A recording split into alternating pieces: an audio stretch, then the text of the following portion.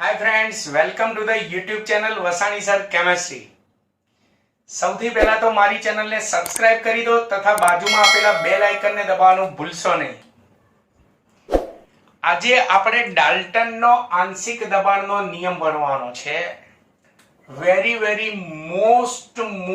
Most important question છે। તો પહેલા તો અહીંયા કેટલીક સૂચના કહી દઉં। ઘણાને એમ થશે સાહેબ તમે તો ઘણી બધી થિયરીઓ ગાપચી નાખી પેમ્ફલેટમાંથી। તો આપણે ગવર્મેન્ટે આ સાલ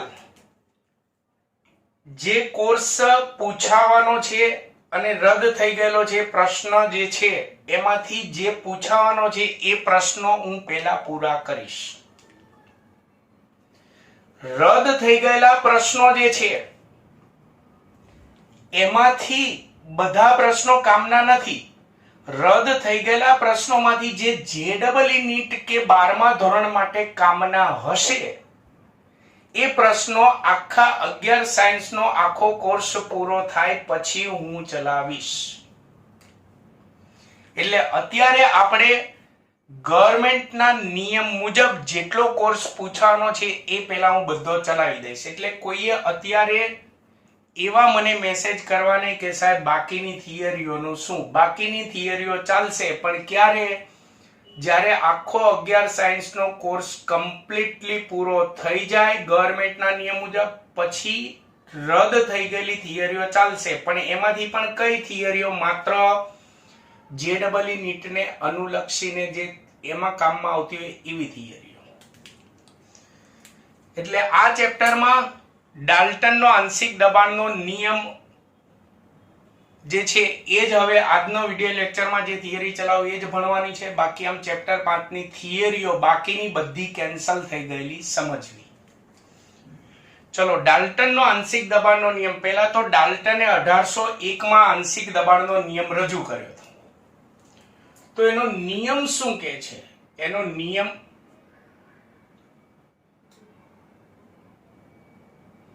चलो नियम समझो। डायरेक्ट नियम बोलवा नहीं मंडू। धारो के मारी पासे कोई एक वायु पात्र है, एमा मैं वायु 1,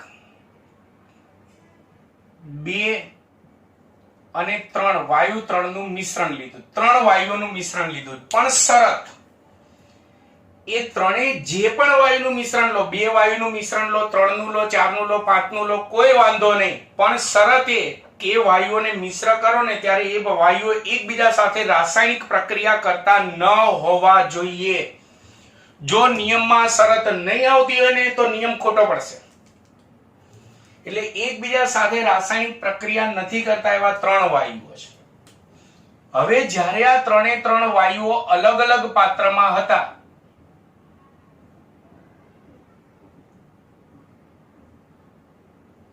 મિશ્રણ નહોતા કર્યા ત્યારે તે 3 વાયુઓના જે દબાણ છે તેને વાયુના આંશિક દબાણ કહેવાય।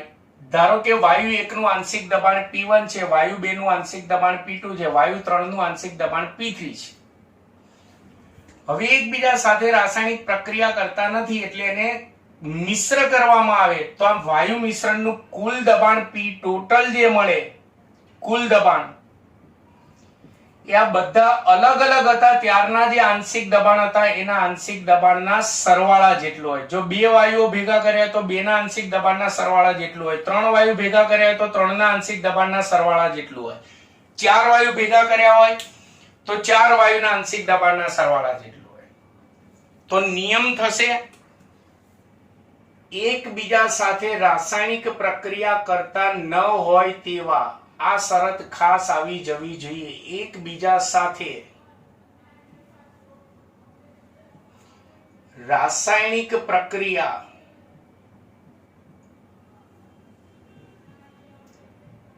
કરતા ન હોય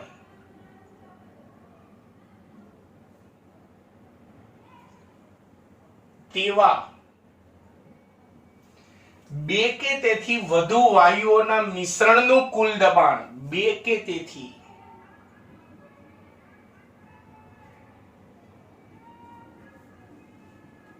વધુ વાયુઓના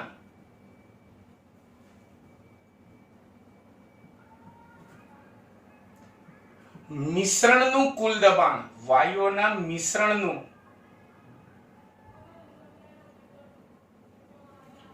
કુલ દબાણ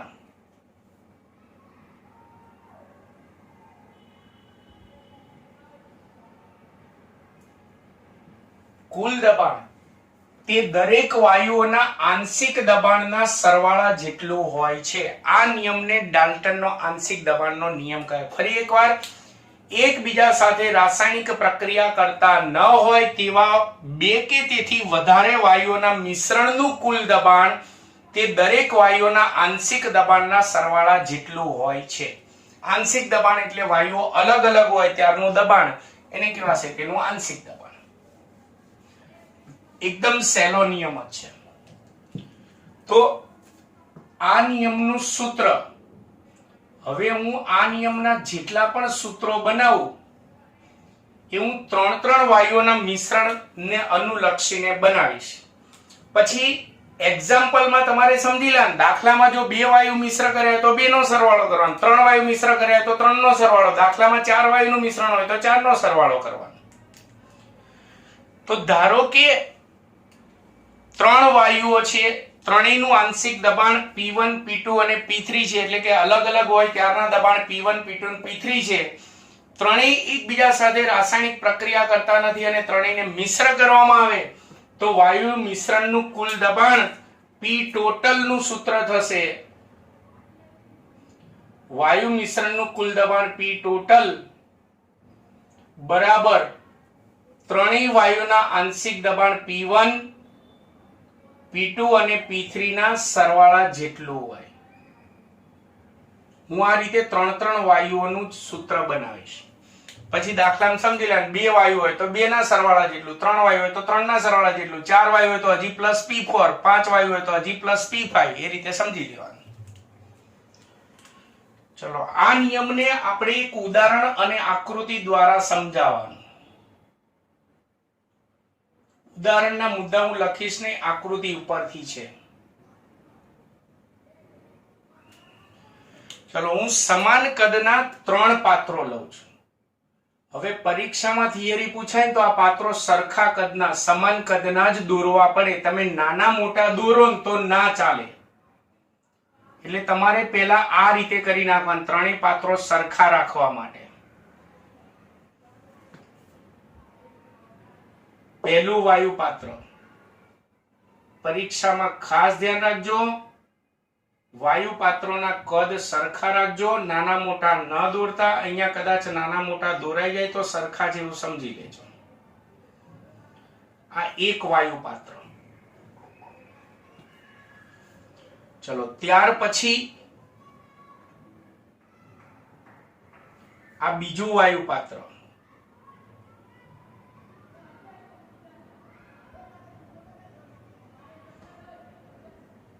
આ બીજું વાયુ પાત્ર અને સમાન કદ ધરાવતું આ ત્રીજું વાયુ પાત્ર.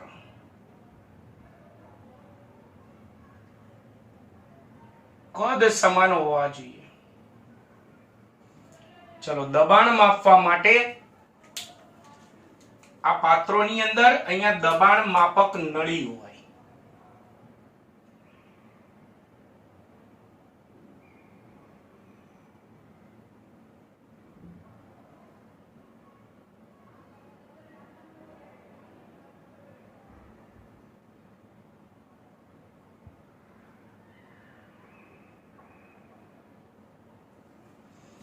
અહીંયા પણ દબાણ માપવા માટે દબાણ માપક નળી હશે. થોડી ધીરજ રાખવી, મારે સાથે સાથે આકૃતિ પણ દોરતી જવાની છે. તમારે ફૂટપટ્ટીનો ઉપયોગ કરવાનો, લાઈનો બધી સીધી રાખવાની, વ્યવસ્થિત રીતે પરીક્ષામાં પેન્સિલથી આકૃતિ દોરવાની. એ રીતે અહીંયા દબાણ માપક નળી છે. દબાણ આ નળી પરથી આપણે માપીશું. કેવી રીતે એ પણ હમણાં સમજાવું છું. પેલા નળી દોરી નાખું.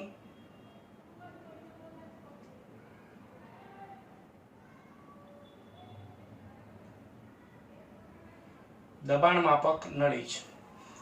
હવે વાયુ ભરીએ એટલે નળીમાં પ્રવાહી હોય, એ પ્રવાહી છે ને આમ ઉપર ચડે,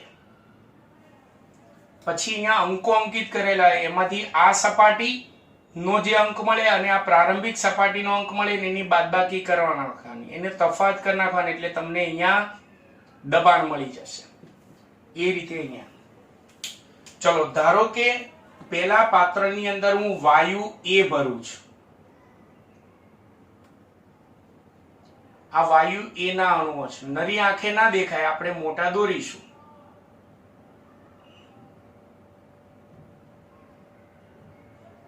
ચલો એ વાયુના દબાણથી પ્રવાહી આમ ઉપર ચડે છે એટલે નળીમાં આપણે વાયુનું દબાણ, વાયુ એ નું આંશિક દબાણ માપી લઈએ PA. કેમ આંશિક દબાણ? કારણ કે વાયુ એ અત્યારે અલગ છે. ચલો બીજા બંધ પાત્રમાં વાયુ B ભરીશું.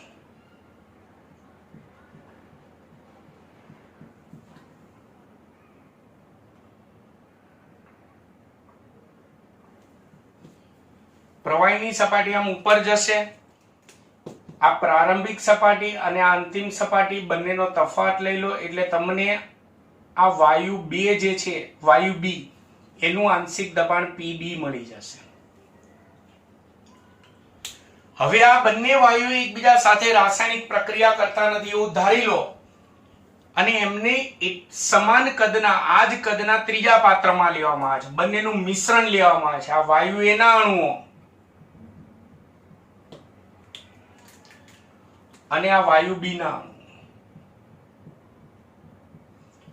વાયુના દબાણથી ટૂંકમાં અહીંયા વાયુ મિશ્રણ A+B, બે વાયુઓનું મિશ્રણ લીધું, એકબીજા સાથે રાસાયણિક પ્રક્રિયા કરતા નથી એટલે આ સપાટી ઊંચી જશે.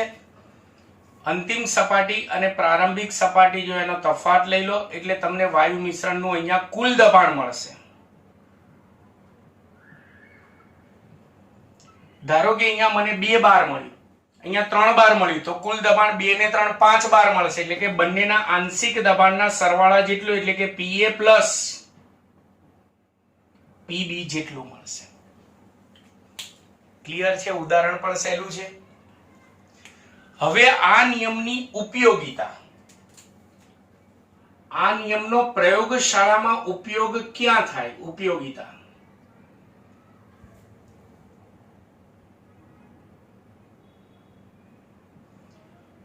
ચલો અહીંયા હું મુદ્દા લખું એના બદલે આકૃતિ દોરીને સમજાવું છું. તમારે આ ઉપયોગિતાની આકૃતિ નથી દોરવાની, આ 3 આકૃતિ દોરવાની. ધારી લો કે મેં એક બંધ પાત્રમાં, પેલા તો કહી દો પ્રયોગશાળામાં કઈ જગ્યાએ વપરાય, તો પ્રયોગશાળામાં કેટલાક વાયુઓને સાચવવા માટે પાણીની સપાટી પર તેનો સંગ્રહ કરવામાં આવે. દાખલા તરીકે ઓક્સિજન વાયુ. પ્રયોગશાળામાં પ્રયોગ દરમિયાન ઓક્સિજન વાયુનો સંગ્રહ પાણીની સપાટી પર કરવામાં આવે ત્યારે આ નિયમનો ઉપયોગ થશે. કઈ રીતે જોજો. સૌથી પહેલા એક બંધ પાત્ર લેવાનું, આ બંધ પાત્રમાં પાણી લેવાનું, બંધ પાત્રમાં પાણી લેવાનું, બંધ પાત્રમાં પાણી લેવાનું. તો તમે 8, 9, 10 માં ભણ્યા છો કે બંધ પાત્રમાં પાણી લો એટલે એની સપાટી પર થોડા ઘણા અંશે પાણીની બાષ્પના અણુઓ હોય જ. એટલે શરૂઆતમાં મેં માત્ર પાણી લીધું છે. હું દબાણ માપક સાધન વડે દબાણ માપું તો મને પાણીનું બાષ્પ દબાણ મળી જશે. ચલો એટલે સ્ટાર્ટિંગમાં મેં પહેલા તો પાણી લઈ અને શું માપી લીધું? પાણીનું બાષ્પ દબાણ P બાષ્પ માપી લીધું. હવે પ્રયોગશાળામાં કેટલાક વાયુઓ પાણીની સપાટી પર તેનો સંગ્રહ કરવામાં આવે. દાખલા તરીકે ઓક્સિજન વાયુ. ચલો ઓક્સિજન વાયુ જે છે, આ ઓક્સિજન વાયુના અણુઓ છે, મેં પાણીની સપાટી પર સંગ્રહ કર્યો. O2 વાયુનો પાણીની સપાટી પર હું સંગ્રહ કરું તો વિચારો પાણીની સપાટી પર થોડા ઘણા અંશે તેની બાષ્પ પણ હોય એટલે O2 વાયુમાં પાણીની બાષ્પ પણ ભળી ગઈ. એટલે કેમિસ્ટ્રીની ભાષામાં કહીએ તો આ O2 વાયુ જે છે એ પાણીની બાષ્પ વડે સંતૃપ્ત થયેલો હોય. તો હવે મારે હું દબાણ માપક સાધન વડે અહીંયા જે દબાણ માપું તો શું એ મને માત્ર શુષ્ક ઓક્સિજન વાયુનું આંશિક દબાણ PO2 મળશે? નહીં મળે. કેમ? કારણ કે O2 ની અંદર પાણીની બાષ્પ પણ છે. એટલે હવે જો હું જે દબાણ માપું એ મને કયું મળશે? P ટોટલ મળશે. એટલે P ટોટલ માપી લીધું. હવે મારે આ ઓક્સિજનનું શુષ્ક ઓક્સિજનનું દબાણ માપવું છે, આંશિક દબાણ. તો ડાલ્ટનના આંશિક દબાણના નિયમનો ઉપયોગ કરવાનો. કઈ રીતે? તો આપણે જે P ટોટલ માપ્યું એ કોના સરવાળા જેટલું મળશે મને? શુષ્ક ઓક્સિજનનું દબાણ અને પાણીના બાષ્પ દબાણ P બાષ્પ બંનેના સરવાળા જેટલું મળશે. કેમ? ડાલ્ટનના આંશિક દબાણના નિયમ મુજબ. તો હવે મારે આ PO2 શોધવો છે, તો આને સૂત્રનો કરતા બનાવી દો. આ માપેલું P ટોટલ જે છે, કુલ દબાણ જે મળ્યું એમાંથી આ પ્લસ છે સામે જાય તો માઇનસ, એટલે શરૂઆતમાં જે પાણીનું બાષ્પ દબાણ માપ્યું એ બાદ કરી નાખો એટલે આપણને શુષ્ક ઓક્સિજન વાયુનું આંશિક દબાણ મળી જાય. એટલે આ રીતે પ્રયોગશાળામાં જ્યારે કોઈ વાયુને પાણીની સપાટી પર તેનો સંગ્રહ કરવામાં આવે ત્યારે તે શુષ્ક વાયુનું આંશિક દબાણ માપવા માટે ડાલ્ટનના આંશિક દબાણના નિયમનો ઉપયોગ થાય છે. આ ડાલ્ટનના આંશિક દબાણના નિયમની પહેલી થિયરી પૂરી. એમાં બે સૂત્રો આવ્યા. એક P ટોટલ વાળું નિયમનું સૂત્ર અને બીજું આ ધ્યાન રાખજો, સપાટી પર ઓક્સિજન વાયુ એકઠો કરવામાં ત્યારે દબાણ. હવે આપણે બીજો એક લોંગ ક્વેશ્ચન ભણવાનો છે જેમાં ડાલ્ટનના આંશિક દબાણના નિયમ પરથી આપણે દાખલા ગણવા માટે કેટલાક સૂત્રો તારવીશું.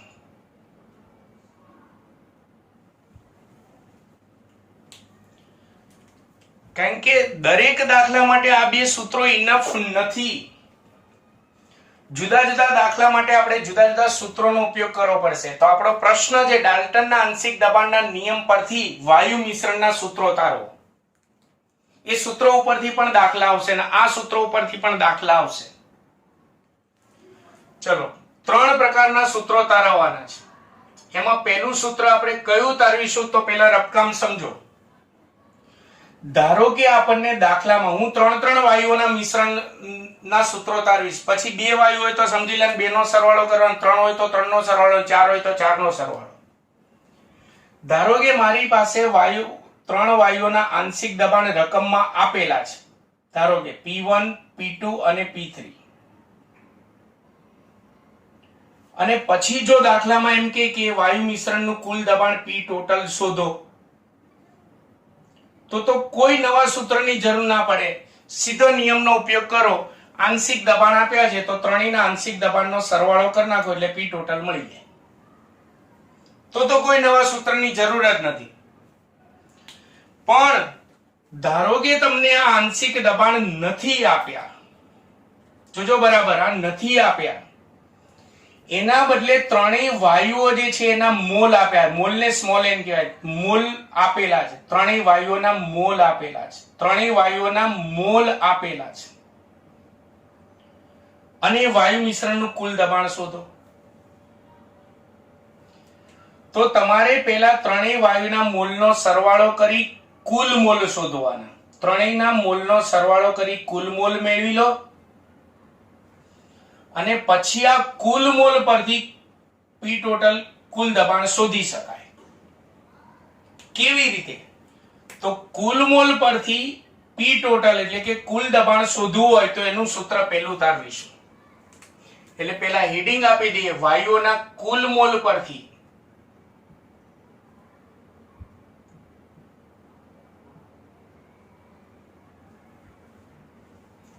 વાયુ મિશ્રણનું કુલ દબાણ શોધવાનું સૂત્ર. ચલો એ સૂત્ર આપણે તારવવાનું, સૂત્રો તારવવાના છે. તો એના માટે આપણે પહેલા ત્રણ વાયુઓ માટે ધારણા કરી લઈએ. ધારો કે T તાપમાને અને ધારો કે T તાપમાને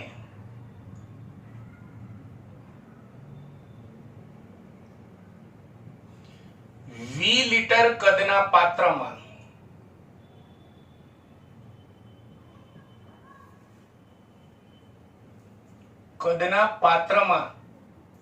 ત્રણ વાયુ 1, 2 અને 3 વાયુઓનું મિશ્રણ લેવામાં આવે છે. તો વિચારો, ત્રણેય વાયુને મેં 20 લીટર કદના પાત્રમાં ભર્યું એટલે ત્રણેય વાયુ માટે કદ V અચળ થઈ ગયો અને T તાપમાને ભર્યા એટલે તાપમાન T અચળ થઈ ગયું ત્રણેય વાયુ માટે. ચલો પછી ત્રણેય વાયુઓના મોલ ધારો કે હું અહીંયા મુદ્દા ટૂંકમાં લખું, ત્રણેય વાયુઓના મોલ અનુક્રમે N1, N2 અને N3 છે.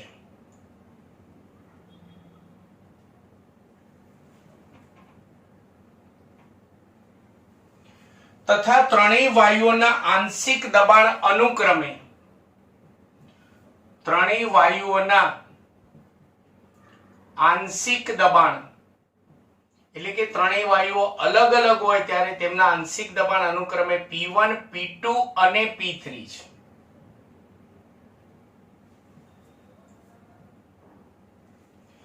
આપણે તો મોલના સરવાળા કુલ મોલ પરથી P ટોટલ શોધવાનું છે. એટલે રકમમાં મોલ આપ્યા છે, આંશિક દબાણ નહીં આપ્યું હોય, પણ અહીંયા થિયરીમાં આંશિક દબાણ કેમ ધાર્યું? સૂત્ર તારવવું છે એટલે. બાકી રકમમાં આંશિક દબાણ નથી આપ્યા, મોલ પરથી જ P ટોટલ શોધવું છે. તો ચાલો હવે આપણે શું કરવાનું? તો ત્રણેયના આંશિક દબાણ અનુક્રમે P1, P2 ને P3 છે. તો માટે ડાલ્ટનના આંશિક દબાણના નિયમ મુજબ P ટોટલ નું સૂત્ર શું થાય? ત્રણેયના આંશિક દબાણનો સરવાળો. તો માટે ડાલ્ટનના આંશિક દબાણના નિયમ મુજબ P ટોટલ બરાબર P1 plus P2 plus P3 થશે. પણ રકમમાં તો ક્યાં P1, P2, P3 આપ્યું? રકમમાં તો N1, N2, N3 ના મૂલ્ય આપ્યા છે. P ટોટલ શોધવાનું હશે. તો હવે આપણે આદર્શ વાયુ સમીકરણ પરથી P1, P2, P3 ત્રણેયની કિંમતો લખીએ ને પછી આની અંદર મૂકી દઈએ. તો કઈ રીતે જોઈએ? તો હવે આદર્શ વાયુ સમીકરણ, આદર્શ વાયુ સમીકરણ મુજબ,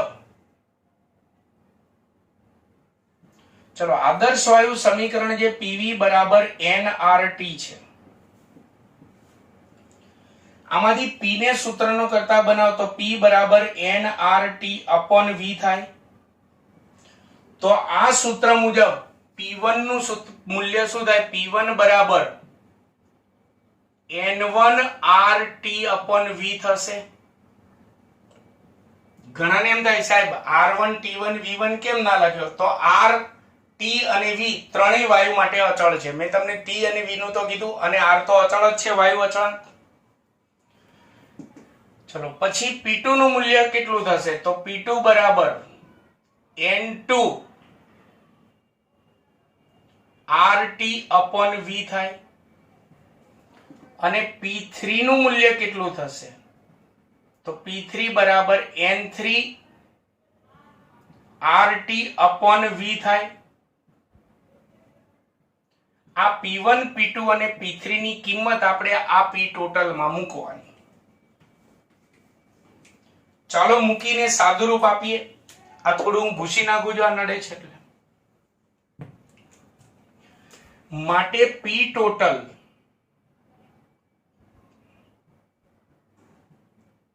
એટલે કે કુલ દબાણ બરાબર P1 નું મૂલ્ય મૂકો N1 RT upon V વત્તા P2 નું મૂલ્ય મૂકો N2 RT upon V અને વત્તા P3 નું મૂલ્ય મૂકો N3 RT upon V. ત્રણેયમાંથી RT upon V ને કોમન કાઢી નાખો. તો માટે P ટોટલ બરાબર RT upon V ને કોમન કાઢી નાખો તો આગળ શું વધશે? ત્રણેયના મોલનો સરવાળો N1 plus N2 plus N3 RT upon V ને આપણે કોમન કાઢી નાખ્યા. ત્રણેયના મોલનો સરવાળો એટલે કુલ મોલ કહેવાય. તો માટે P ટોટલ બરાબર ત્રણેયના મોલનો સરવાળો એટલે કુલ મોલ ગુણ્યા RT upon V. તો આપણે કુલ મોલ પરથી કુલ દબાણ શોધવાનો દાખલો આવે તો ત્યારે આ સૂત્રનો ઉપયોગ કરવો.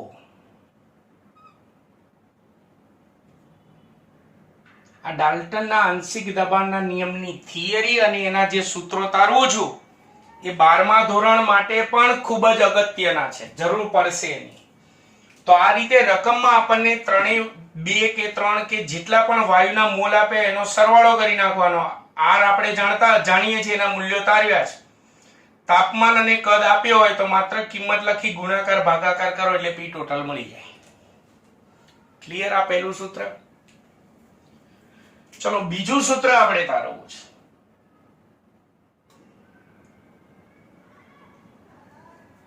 સમજો, રકમમાં આપણને P1 P2 P3 રકમમાં આપેલા હોય અને P ટોટલ શોધવો હોય તો માત્ર સરવાળો કરો એટલે P ટોટલ મળી જાય.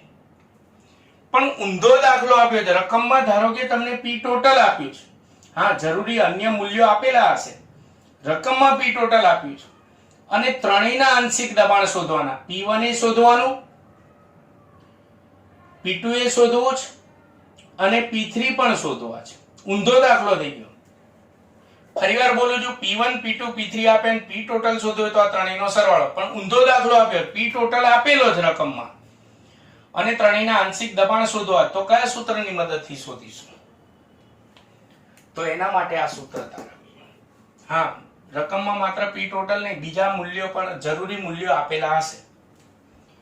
એટલે બીજું સૂત્ર આપણે તારવું છે કુલ દબાણ P ટોટલ પરથી આંશિક દબાણના સૂત્રો. કુલ દબાણ પરથી વાયુઓના આંશિક દબાણ નું સૂત્ર. ચલો એમાં આપણે પહેલા P1 નું સૂત્ર તારવવું છે. તો યાદ રાખવાનું, આ આદર્શ વાયુ સમીકરણ પરથી P1 અને આ P ટોટલ આ બંનેનો ભાગાકાર કરવાનો તો આ P1 નું સૂત્ર મળશે. એ રીતે પછી સમજી લેવાનું, P2 નું સૂત્ર તારો તો આ P2 ભાગ્યા P ટોટલ કરવાનું, P3 નું સૂત્ર તારો તો આ P3 ભાગ્યા P ટોટલ કરવાનું. ચલો આપણે પહેલા P1 નું સૂત્ર તારે એટલે P1 ભાગ્યા P ટોટલ કરવું તો પહેલા ડાબી બાજુનો ભાગાકાર બરાબર જમણી બાજુનો ભાગાકાર.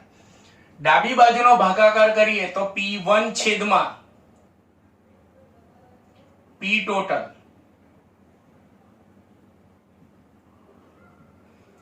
બરાબર,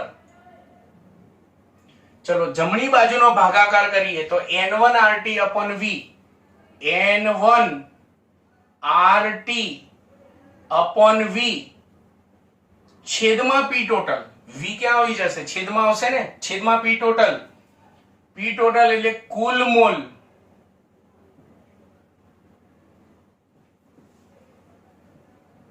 ગુણ્યા RT upon V.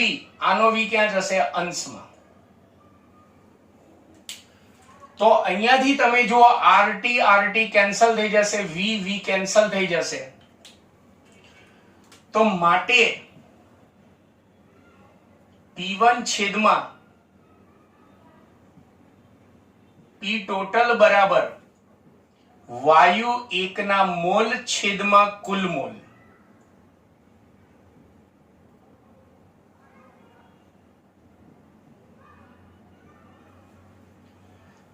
ચેપ્ટર 1 માં આપણે મોલ અંશની રીત, સાંદ્રતા દર્શાની મોલ અંશની રીત ચલાવી છે. તો માટે P1 છેદમાં P ટોટલ બરાબર, હવે તમે સમજો વાયુ એકના મોલ છેદમાં કુલ મોલ એટલે વાયુ એકના મોલંશ થશે. મોલંશને x વડે દર્શાવાય. મોલંશનું સૂત્ર જ હતું, જેના મોલંશ શોધવાય તેના મોલ છેદમાં કુલ મોલ એટલે મોલંશ થઈ ગયું. આ ભાગાકારમાં સામે જાય તો ગુણાકારમાં તો માટે P1 બરાબર વાયુ એકનું આંશિક મોલન્સ ગુણ્યા P ટોટલ. એટલે આપણે દાખલામાં શું કરવાનું, P ટોટલ આપેલો હશે, મોલન્સ આપણે વાયુ એકના મોલન્સ શોધવાના, એના માટે જરૂરી કિંમત આપી હશે અને પછી મોલન્સ શોધીને P ટોટલ સાથે ગુણાકાર કરી નાખવાનો એટલે વાયુ એકનું આંશિક દબાણ મળી જાય. હવે P2 નું આ રીતે સૂત્ર ધારો તો P2 ભાગ્યા P ટોટલ કરવાનું અને P3 નું સૂત્ર ધારો તો P3 ભાગ્યા P ટોટલ કરવાનું. પણ આપણે થિયરી પૂછાય સૂત્રો તારવવાની, તો P1 નું સૂત્ર તારવ્યું તો હવે P2 અને P3 નું સૂત્ર નહીં તારવાનું, ડાયરેક્ટ લખી નાખવાનું કે આ જ રીતે. હવે ખબર પડી જવી જોઈએ આ જ રીતે.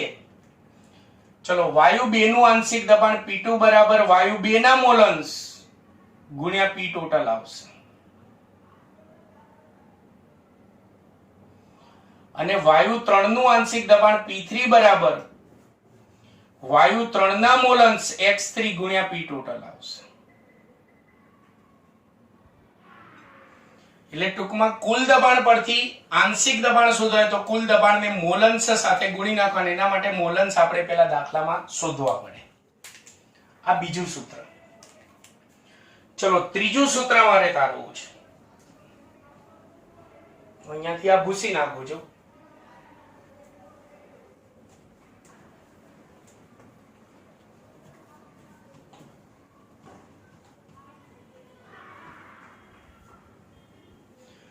ચલો ત્રીજું સૂત્ર તારવું છે. પહેલા સમજજો કે આપણા દાખલાની ડિમાન્ડ શું છે. દાખલામાં ધારો કે P ટોટલ એ આપેલું છે. ધારો કે P ટોટલ 1 બાર આપેલું છે કુલ દબાણ. વાયુ મિશ્રણ જે છે એના કદ આપ્યા છે V1 V2 V3, પણ લીટર કે મિલીલીટરમાં નહીં, ટકાવારીમાં આપ્યા છે. કે ધારો કે વાયુ મિશ્રણમાં વાયુ 1 કદથી 20% વાયુ 1 છે, કદથી 30% વાયુ 2 છે અને કદથી 50% વાયુ 3 છે. એટલે કદ આપ્યા છે પણ વાયુનું કદથી ટકા પ્રમાણ આપ્યું છે. અને આપણને કીધું છે ત્રણેયનું આંશિક દબાણ શોધો, P1 P2 અને P3. આંશિક દબાણ એટલે કે વ્યક્તિગત દબાણ શોધવાનું. તો આ વાયુની કદથી ટકાવાર પ્રમાણ અને P ટોટલ આપ્યું હોય અને આંશિક દબાણ શોધવું છે તો કયું સૂત્ર વાપરવાનું? તો એ ત્રીજું સૂત્ર તારે વાયુના કદથી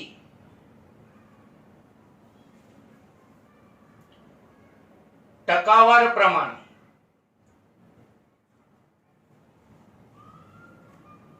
પરથી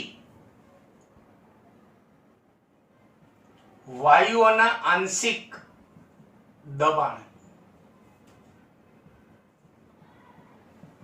હવે કદથી ટકાવાર પ્રમાણ પરથી વાયુના આંશિક દબાણ શોધવાનું સૂત્ર આપણે તારવાનું નથી, ડાલ્ટને રજૂ કર્યું છે, આપણે સ્વીકારી લેવાના. આમાં તારવ્યા આ બંને સૂત્રો.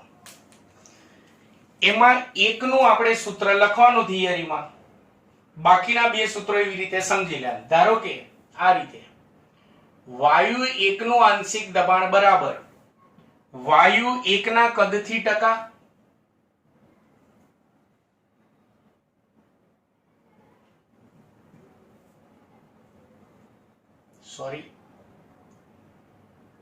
વાયુ એકના કદથી ટકા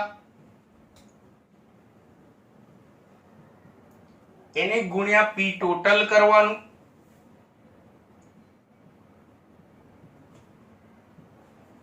અને ભાગ્યા 100 કરી નાખવાનું. એ જ રીતે વાયુ 2 નું આંશિક દબાણ શોધો તો વાયુ 2 ના કદથી ટકા ગુણ્યા P ટોટલ ભાગ્યા 100. વાયુ 3 ના કદથી ટકા ગુણ્યા P ટોટલ ભાગ્યા 100. ટૂંકમાં કદથી ટકાને P ટોટલ સાથે ગુણીને 100 વડે ભાગી નાખવાનું. જેમ કે જો અહીંયા P1 શોધું તો વાયુ 1 ના કદથી ટકા 20 ગુણ્યા P ટોટલ 1 ભાગ્યા 100 બરાબર જે આવે. વાયુ 2 નું આંશિક દબાણ શોધવું તો વાયુ 2 ના કદથી ટકા 30 ગુણ્યા P ટોટલ 1 ભાગ્યા 100 જે આવે તે. વાયુ 3 નું આંશિક દબાણ શોધવું છે તો વાયુ 3 ના કદથી ટકા 50 ગુણ્યા પી ટોટલ 1 ભાગ્યા 100 બરાબર જે આવે.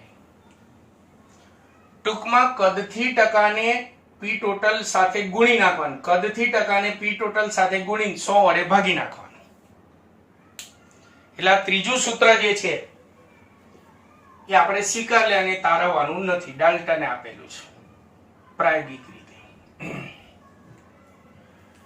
તો મિત્રો આ ડાલ્ટનના આંશિક દબાણના નિયમની થિયરી પણ પૂરી અને ડાલ્ટનના આંશિક દબાણના નિયમ પરથી આપણે સૂત્રો પણ તારવ્યા. આ સાથે આપણે ચેપ્ટર 5 જે છે એ આ સાલ ગવર્નમેન્ટે રજૂ કરેલા કોર્સ મુજબ ચેપ્ટર 5 ની બધી થિયરીઓ પૂરી. હવે દાખલા બધા બાકી. દાખલા એમણે કાઢ્યા નથી, દાખલા ઉદાહરણ સ્વાધ્યાય સહિત બધા ગણવાના છે, બધા કરવાના છે.